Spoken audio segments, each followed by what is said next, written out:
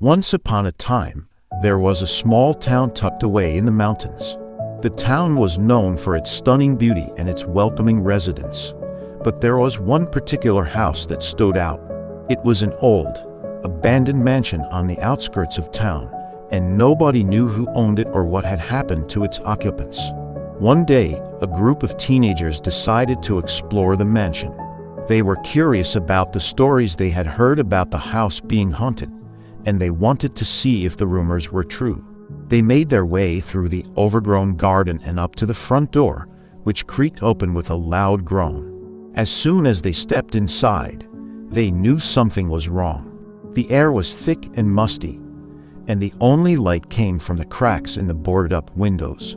They moved cautiously through the first floor, and although they found nothing out of the ordinary, they couldn't shake the feeling that they were being watched. The group made their way up to the second floor, where they found a long, dark hallway lined with doors. They slowly pushed each door open, revealing empty rooms that were covered in cobwebs and dust. But when they got to the end of the hallway, they found a room that was different from the others. The door was made of heavy oak and was locked, but they could hear faint whispers coming from inside. The teenagers were scared, but their curiosity got the better of them, and they decided to break down the door. As soon as they stepped inside, the whispers stopped, and they found themselves in a room that was even more musty and dark than the rest of the house. There was an old, musty bed in the center of the room, and on the bed, they saw something that made them scream in terror. There was a woman lying on the bed, and she was covered in blood. Her eyes were wide open, staring straight ahead, and her mouth was frozen in a silent scream. The teenagers were horrified, and they turned to run out of the room, but the door had been locked from the outside. They were trapped, and they knew they were not alone. They could hear footsteps coming up the stairs, slow and deliberate, and they knew that they were being hunted.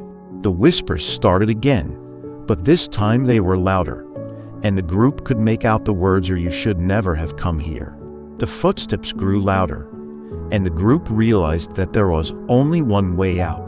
They ran to the window and smashed through the boards, jumping out and onto the ground below.